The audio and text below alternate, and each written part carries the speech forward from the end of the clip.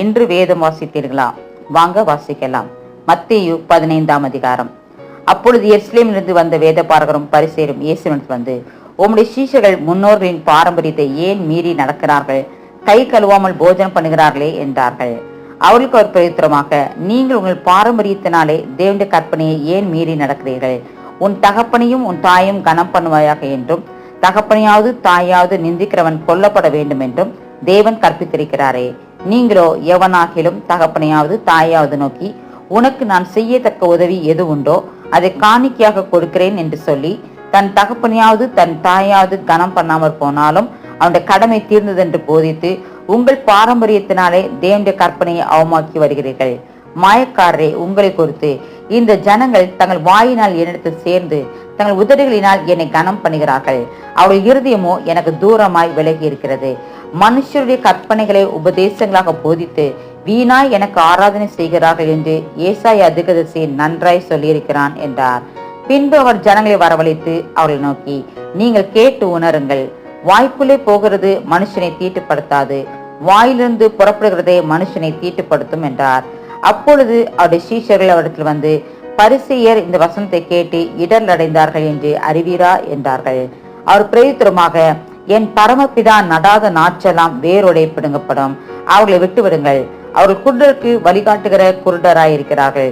குருடனுக்கு குருடன் வழிகாட்டினால் இருவரும் குழியிலே விழுவார்களே என்றார். அப்பொழுது பேதுரு அவரை நோக்கி, இந்த ஓமையை எங்களுக்கு வெளிப்படுத்த வேண்டும் என்றான். அதற்கு இயேசு, நீங்களும் இன்னும் உணர்வில்லாதவர்களாய் இருக்கிறீர்களா? வாய்க்குள்ளே போகிறதெல்லாம் வயிற்றில் சென்று ஆசன வழியாய் கழிந்து போம் என்பதை நீங்கள் இன்னும் அறியவில்லையா? வாயிலிருந்து புறப்படுகிறவர்கள் இருதயத்திலிருந்து புறப்பட்டு வரும், அவைகளே மனுஷனை தீட்டுப்படுத்தும். எப்படி எனில், இருதயத்திலிருந்து பொல்லாத சிந்தனைகளும் கொலைபாதகங்களும் விபச்சாரங்களும் வேசித்தனங்களும் களவுகளும் பொய் சாட்சிகளும் தூஷணங்களும் புறப்பட்டு வரும், இவைகளே மனுஷனை தீட்டுப்படுத்தும். கை கழுவாமல் சாப்பிடுகிறது மனுஷனை தீட்டுப்படுத்தாது என்றார்.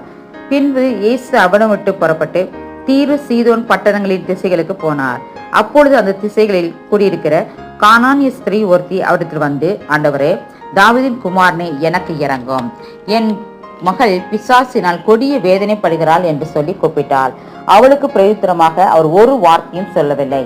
அப்பொழுது அவருடைய சீஷர்கள் வந்து, இவள் நம்மை பின்தொடர்ந்து கூப்பிடுகிறாளே, இவளை அனுப்பிவிடும் என்று அவரை வேண்டிக் கொண்டார்கள். அதற்கு அவர், காணாமற் போன ஆடுகளாகிய இஸ்ரவேல் வீட்டாரிடத்துக்கு அனுப்பப்பட்டேனே அன்றி மற்றபடி அல்ல என்றார். அவள் வந்து, ஆண்டவரே, எனக்கு உதவி செய்யும் என்று அவரை பணிந்து கொண்டாள். அவர் அவளை நோக்கி, பிள்ளைகளின் அப்பத்தை எடுத்து நாய்க்குட்டிகளுக்கு போடுகிறது நல்லதல்ல என்றார்.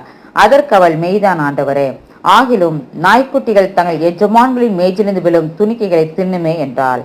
இயேசு அவளுக்கு பிரயுத்தரமாக, ஸ்திரீயே, உன் விசுவாசம் பெரிது, நீ விரும்புகிறபடி உனக்கு ஆக கடவது என்றார். அந்நேரமே அவள் மகன் ஆரோக்கியமானாள்.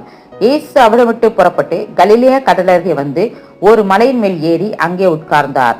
அப்பொழுது சப்பானிகள், குருடர், ஊமையர், ஊனர் முதலிய அநேகரை திரளான ஜனங்கள் கூட்டிக் கொண்டு இயேசுவிற்கு வந்து அவர்களை அவர் பாதத்தை வைத்தார்கள். அவர்களை அவர் சொஸ்தப்படுத்தினார். ஊமையர் பேசுகிறதையும் ஊனர் சொஸ்தமடைகிறதையும் சப்பானிகள் நடக்கிறதையும் குருடர் பார்க்கிறதையும் ஜனங்கள் கண்டு ஆச்சரியப்பட்டு இஸ்ரவேலின் தேவனை மகிமைப்படுத்தினார்கள்.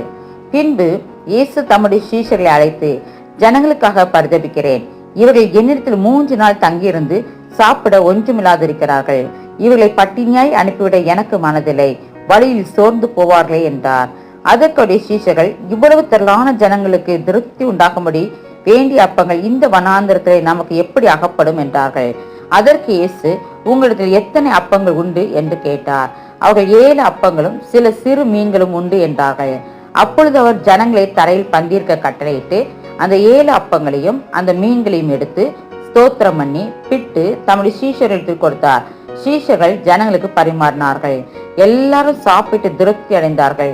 மீதியான துணிக்கைகளை 7 கோடை நிறைய எடுத்தார்கள். ஸ்திரீகளும் பிள்ளைகளும் தவிர சாப்பிட்ட புருஷர் 4000 பேராய் இருந்தார்கள். அவர் ஜனங்களை அனுப்பிவிட்டு படவில் ஏறி மக்தலாவின் எல்லைகளில் வந்தார்.